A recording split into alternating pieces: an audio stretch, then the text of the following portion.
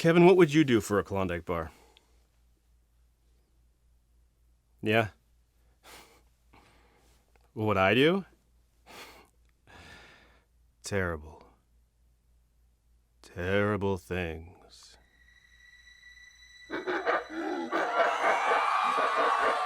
Hello and welcome everybody, I'm Jeff Stoltzfus, that's Kevin, and this is Fantasy FUSBALL. Today we're taking a look at the New England Patriots. One might say we're recording their signals from an unauthorized location. Now that the GOAT is making hay in other pastures, can head coach and rusty tuna can Bill Belichick harvest the best from his team in 2021? You know, if you think about it, Bill is the greatest coach of all time, so he's also a GOAT. He's Billy Goat, and he's gruff? It's on to Cincinnati. Here we go!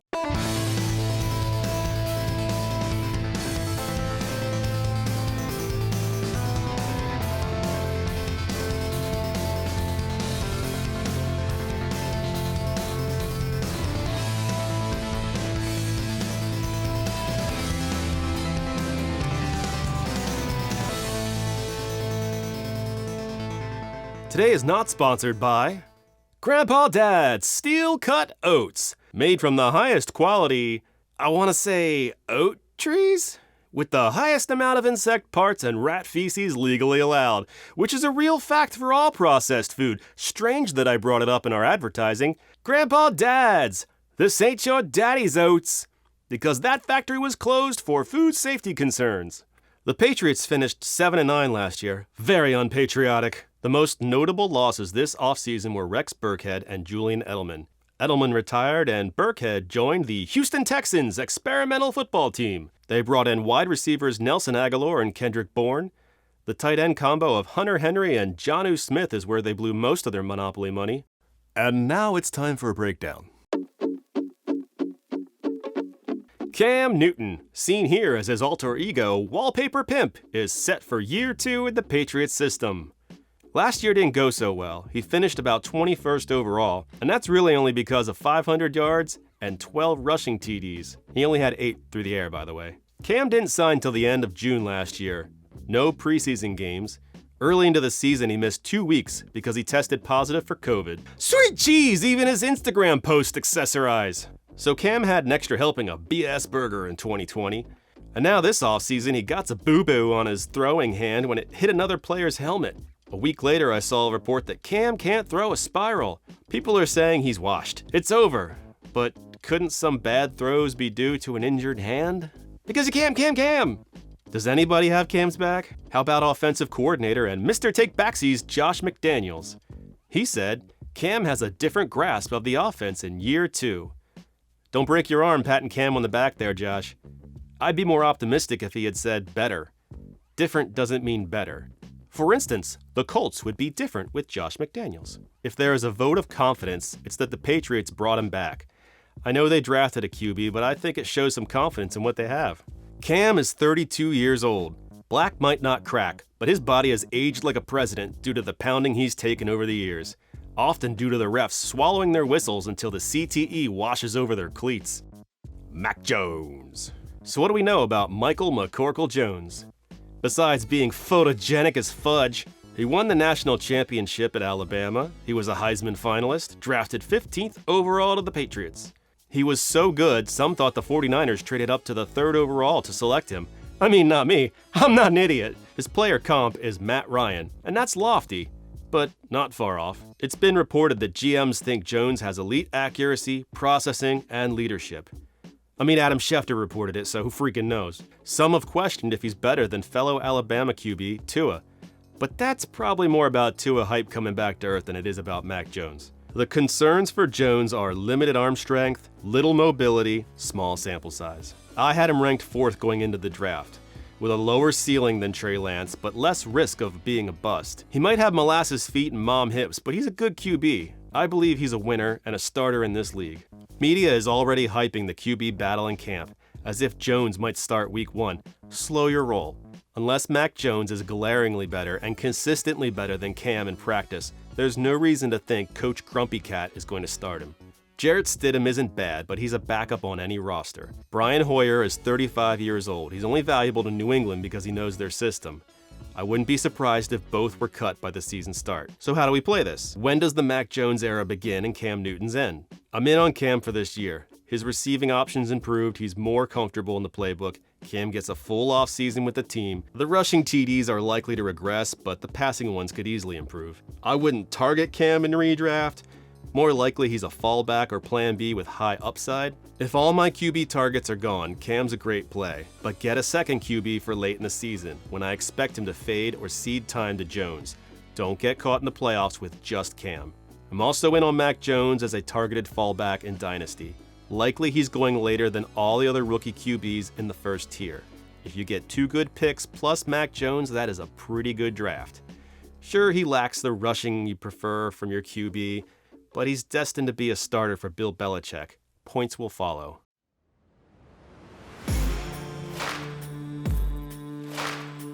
Damien Harris started to emerge last year. He's a solid runner, and by that, I mean he doesn't do anything flashy, he's just consistently solid. It feels like he's got the coaching staff's trust. It's hard to know where the story is here. New England runs all their backs, and I've been bit by this before. Their offseason moves don't project much, but it feels like Harris is their base back, the one likely to see consistent usage. Considering his ADP is 70th or later, he seems like a great late round RB to pick up. If you want to figure out how the Pats feel about Sony Michel, they declined his 5th-year option and they drafted a running back in the 4th. He's never been bad, but he's never been what they were hoping for in a first-round pick. I'm sure he'll see the field this year, but I'm not confident how much that matters. Fans are calling for the Pats to trade Sony. Might the Dolphins be interested? They were reportedly interested in Kerryon Johnson. It's not a stretch to imagine Michel in Florida sometime this year. James White has been a staple pass-catching back in New England, and he's back on a 1-year deal. He's a good player, a trusted Patriot, but he's 29 years old. His touches were down in 2020. It's hard to see him as anything other than a low-cost bye-week fill-in. It's easy to get excited about Rhamondre Stevenson. He's a bull on the loose. Some have said he's like LeGarrette Blount with better pass catching. He was a 5-star recruit, 5'11", and I've seen him listed anywhere from 230 to 250. His 40 wasn't great, and neither was his burst score. His tape was good, but I did notice he played faster in some games versus others. It's hard to get a bead on how fast he really is or why sometimes he isn't. He's got good contact balance, and he is hard to tackle. The hype train is rolling on Rhamondre Stevenson. Fantasy seems to love this guy. I just like him. Likely he won't end up on any of my teams because someone else will like him more than me. But think about this. Cam Newton gets a lot of goal line carries because he's a big-bodied QB. Big body QB. How's that going to change when Mac Jones takes over? J.J. Taylor is an undrafted free agent from last year. I tried to ignore him, but somehow he snuck onto my roster during the season. Probably walked right under the door. He's 5'6" in heels. Why am I talking about an undrafted free agent the size of a Snickers bar? That's likely 5th on the depth chart. He's 185 pounds and it's all muscle. He's jacked. This little dude hits people and falls forward. Go watch his college tape. Watch last year with the Pats. He's good. Is he going to take James White's job? Probably not this year, but he's somebody that should be on your radar. I think Damien Harris is the back to own in redraft, if you can get him on the cheap. I don't want to be the guy holding Sony Michel, unless he drops to me in the last round and I'm model thin at the position. I don't care about James White. Rhamondre Stevenson is a good buy in Dynasty, but I wouldn't pay up for him. And J.J. Taylor, he's probably nothing, but I get a very Patriots feeling about him. Put him on your watch list. What? I'm in the middle of this. You know what, Kevin? I've had enough of your... Hi, everybody. I'm Ruffalo. And this is Gwenny. Say hi, Gwenny. I don't have a soul. If you like the show, please do us a favor and hit the thumbs up button below. It helps people find the show. Right, Gwenny? Soy el seguidor. And the subscribe button gives us the adulation that we so desperately crave and our families deny us. Thanks again. Now back to the show. No. Stupid, stupid, stupid. Another disappointing first-round pick. But not by the Pats, by the Eagles. Oh, I know all about Nelson Agholor. He's got ideal size and speed, but also a scorching case of the dropsies. After flaming out in Philly, he spent a year in Vegas on the league minimum, where he outproduced expectations amongst highly touted rookies. He had nearly 900 yards and 8 touchdowns. Now he's in New England on a 2-year deal. Is he to be trusted? No! You suspect, Agholor. You suspect. Agholor has, at times, been very good, and the money the Pats are paying him clearly makes him a top option in the passing game. But I've already seen reports of him dropping passes at practice. Agholor's gonna aggle. Harris Football has a fun little montage of Agholor dropping passes. Maybe go check that out. I can't imagine trusting Agholor in my starting lineup, but with a current ADP in the 160s, maybe he's worth a stash as depth? Kendrick Bourne is the other offseason acquisition to revamp this dumpster-dwelling receiver room. The nearly 26-year-old undrafted free agent was signed to a 3-year deal. Last year with the 49ers, he had over 600 yards and 2 TDs. He's not particularly flashy. His metrics don't pop, neither does his tape. But he's where he needs to be, when he needs to be there, and he makes the catch. He's a solid wide receiver. Strange to make a comp to anything other than a wide receiver, but he reminds me of Damien Harris. He's just consistently there, making plays. If Agholor becomes the big play guy, I could see Bourne having the PPR upside underneath. Jakobi Meyers is Kendrick Bourne. They're about the same age, same height, weight, 40-time burst score, catch radius, both were undrafted free agents. Everything I said about Bourne could easily be said about Meyers. But I'd rather have Bourne on my team. I have a lot of questions about why N'Keal Harry didn't pan out in the NFL.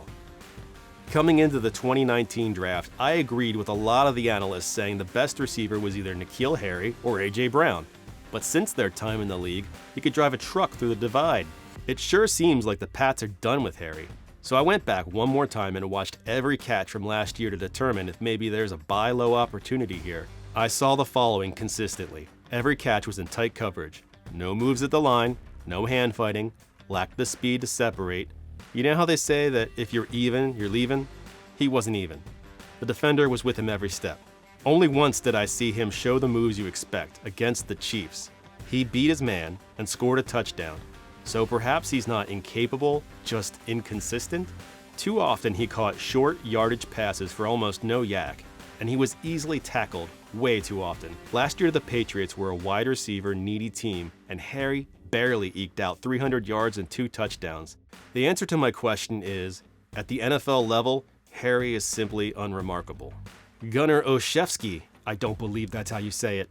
Another undrafted free agent. Used as a return man. Until I see otherwise, that's how I'm treating him. Trey Nixon, a 7th round draft pick. Hey, they drafted someone. Barely. He's got decent size, good metrics. There wasn't a ton of tape on him. What I saw seemed okay.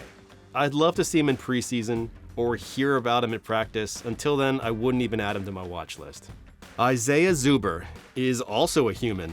I only mention him because he seems to pop up a lot on fantasy Twitter, but the most optimistic reports I've seen linked to him were pushing to make the team. I don't love anybody in this receiving room, but forced to pick a guy, I'd take Kendrick Bourne. Agholor if forced to for depth. I don't care what contracts they signed. Next year, I expect they burn this mother down and start fresh. So after drafting 2 tight ends last year, they immediately signed the top 2 tight ends in free agency this year. My condolences, Dynasty owners. Hunter Henry and Jonnu Smith are the guys, period. Release your Dalton Keenes and your Davin Asiasis to the wind. Give them free. Hunter's a little taller, Jonnu's a little faster. It's a coin flip to see who has a better season. But I'll tell you what, I'd rather have either one over the receivers here. And if you doubt that, follow the money. Jonnu got $50 million, and Hunter got $37.5. They also got 4- and 3-year deals respectively, in case you were wondering, or your name is Mac Jones. When it comes to the defense, the Pats are good at rotating personnel in and out. I don't see a whole lot I'd trust on my roster for IDP purposes. So let me just highlight a few standouts. I'm eager to see what Matt Judon does. He's long been a favorite of mine in Baltimore. He could actually have some good IDP value. Ronnie Perkins was taken in the 3rd round. He's listed as an edge. He's got decent size and metrics, but watch his tape. Dude is a monster. I don't know how long it'll take for him to see the field consistently, but QBs beware. Ronnie's coming for you. He's gonna take your lunch, he's gonna take your shoes, he's gonna leave you in tears. Chase Winovich always feels on the verge of a breakout. There's some trade rumors about him going to the Steelers. He's on my radar no matter what team he's on. And finally, safety Adrian Phillips had a decent fantasy season last year, finishing just inside the top 20 for average points per game. Not someone you're likely targeting, but you could do worse. So that is the Patriots and how I'm handling them for fantasy football purposes. If you have a suggestion who I should do next, please leave it in the comments below. Otherwise, thanks for watching, and I will see you next time. Peace! Check the mic and make sure it sound right, boys.